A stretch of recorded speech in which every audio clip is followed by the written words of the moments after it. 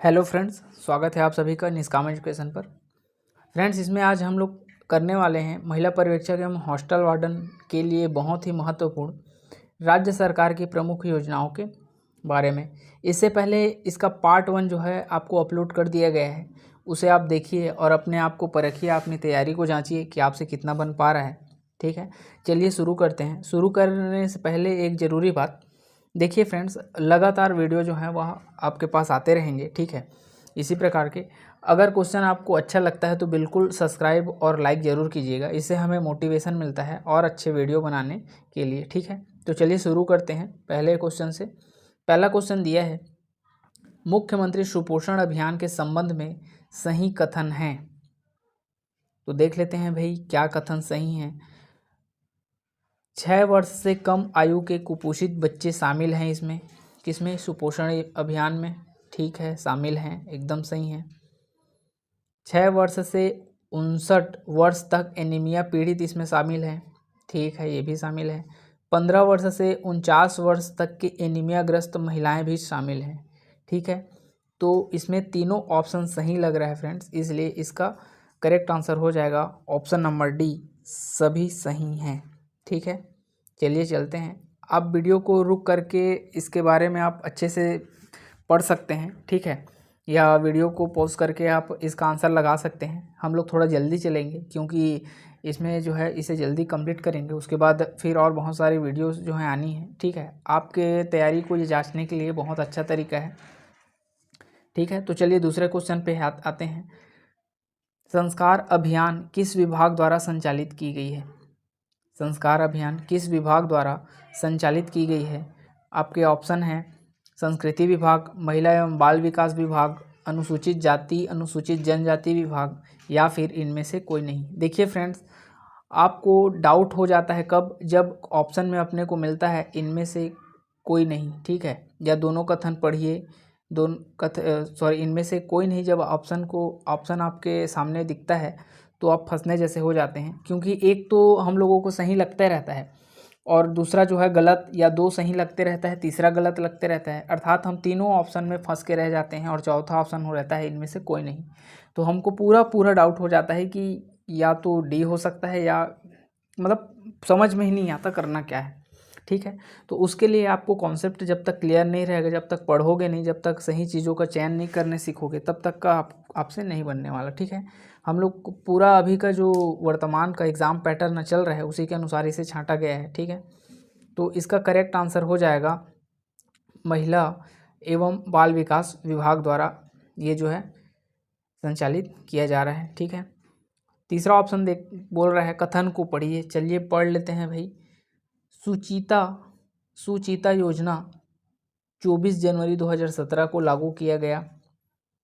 ठीक है, एकदम करेक्ट है ये। बाल संदर्भ योजना 6 जून 2009 को शुरू किया गया, ये भी एकदम सही है। ठीक है, अर्थात ये दोनों सही हैं, तो सी ऑप्शन दिया है दोनों सही हैं, और डी ऑप्शन दिया है दोनों गलत हैं। तो जब दोनों सही हैं तो अपना ऑप्शन नंबर सी सही हो जाएगा, दोनों सही हैं। चलिए आगे बढ़ते हैं। नवा बिहान योजना संबंधित है अधिनियम 2005 महिला संरक्षण से, या अधिनियम 2006 महिला संरक्षण से, या अधिनियम 2010 महिला संरक्षण से, या इनमें से कोई नहीं। देखिए इसमें भी फिर फंसाने वाला आ गया, तो इसका करेक्ट आंसर हो जाएगा नवा बिहान योजना संबंधित है किससे? तो अधिनियम 2005 महिला संरक्षण से। ठीक है, चलिए आगे बढ़ते हैं। नोनी सुरक्षा योजना के उद्देश्य इनमें से कौन नहीं है? अर्थात इनमें से कोई एक तो है, लेकिन इसमें से कोई चौथा जो है नोनी सुरक्षा योजना के उद्देश्य नहीं है। ठीक है, देख लेते हैं। बालिकाओं की भविष्य की आधारशिला रखना, बालिका भ्रूण हत्या को रोकना, बाल विवाह को रोकना, बालिकाओं को उच्च शिक्षा प्रदान करना। देखिए फ्रेंड्स, अभी तक आप लोगों ने जब गौर फरमाया होगा तो ये देखा होगा कि ये तीनों जो है एक जैसे लग रहे हैं। बाल भविष्य आधारशिला रखना ठीक है भाई, भ्रूण हत्या को रोकना ठीक है, बाल विवाह को रोकना, तीनों जो है वह बालिकाओं के बारे में ऐसे काम जो उनके प्रति जो है वह दुराचार होता है उनको रोकने का बात किया गया है, जबकि बालिकाओं को उच्च शिक्षा प्रदान करना एक अपना अलग सब्जेक्ट हो जाता है। ठीक है, इसलिए इसका करेक्ट आंसर क्या हो जाएगा? डी हो जाएगा। ठीक है, क्या बोला है? कौन नहीं है बोला है, ठीक है। महिला जागृति शिविर 2021-22 के अनुसार कितने हितग्राही लाभान्वित हुए हैं, ठीक है। तो ये सीधा फैक्ट है, इसका करेक्ट आंसर हो जाएगा 50, 67, 29, ठीक है। देखिए इसको याद कैसे रखना है। सबसे पहले तो आप याद रखिएगा 5, ठीक है। 5 के बाद 0 लगा दीजिएगा, फिर 6 लिख दीजिएगा। 5, 0, 6 अर्थात 5, 6 लिख के बीच में शून्य भी लगा सकते हैं, ठीक है। उसके बाद कैसे याद रखना है, देखिए ये 5 में 2 जोड़ेंगे तो 7 आएगा, ऐसे याद रखिए। और 7 में 2 जोड़ेंगे तो 9 आएगा, ऐसे आप याद रख कर सकते हैं। 5, 0, 6 तो लिख दिए। इस 5 में अपन कितना 2 जोड़ते हैं तो कितना आता है, 7 आता है। और इस 7 में 2 जोड़ते हैं तो 9 आता है, ऐसे आप याद रख सकते हैं, ठीक है। या फिर सबका अपना अपना अलग अलग ट्रिक होता है। मुख्यमंत्री कन्या विवाह योजना के बारे में सत्य कथन है।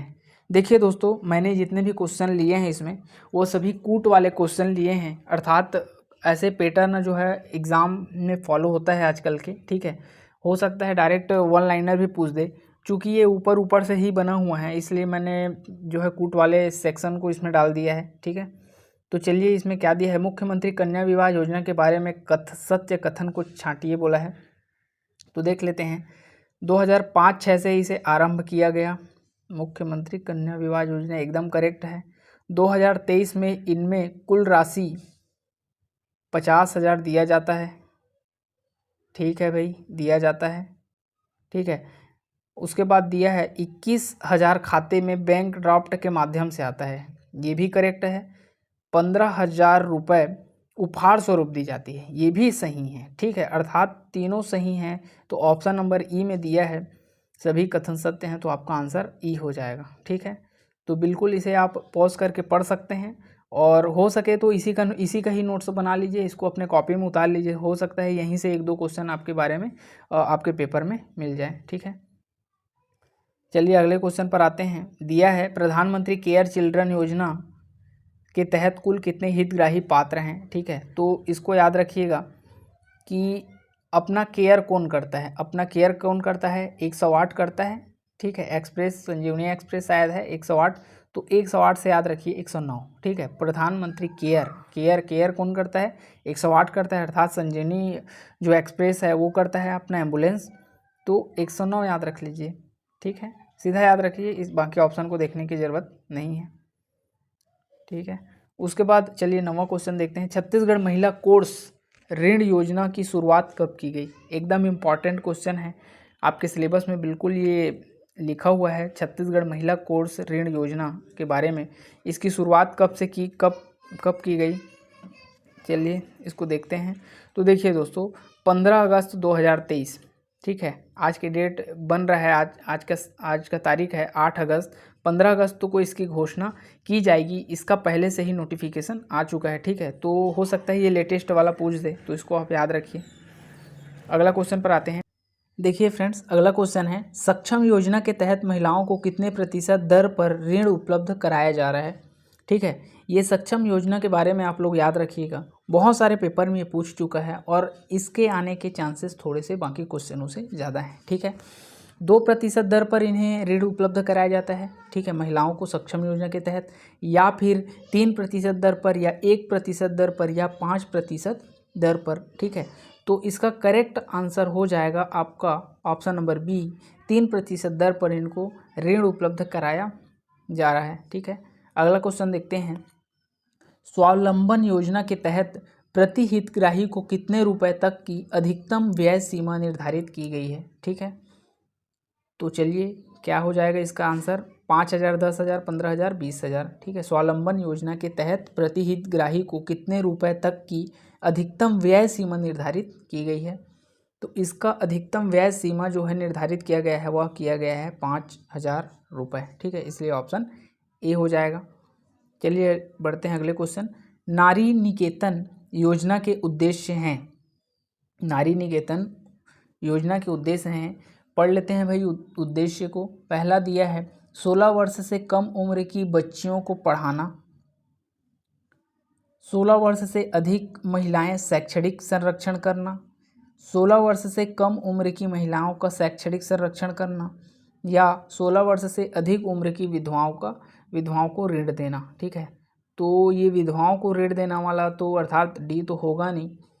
16 वर्ष से कम उम्र की महिलाएं शैक्षणिक संरक्षण, ये भी नहीं है।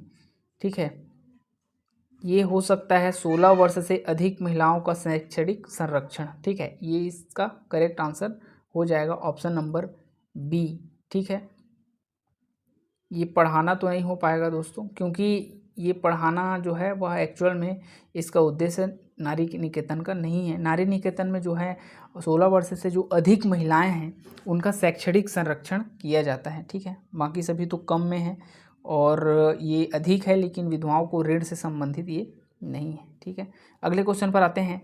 चाइल्ड लाइन आकस्मिक सेवा राज्य के किन 2 जिलों में संचालित किया गया है? एकदम मोस्ट इम्पॉर्टेंट क्वेश्चन है, इसे IMP लगाएंगे तो लगा लीजिए, क्योंकि ये जो है ऐसा क्वेश्चन जो है पेपर में देखे ही जाते हैं, आने वाले क्वेश्चन है। चाइल्ड लाइन आकस्मिक सेवा राज्य के किन 2 जिलों में संचालित किया गया है? तो इसका करेक्ट आंसर हो जाएगा बिलासपुर एवं रायपुर, ऑप्शन नंबर बी।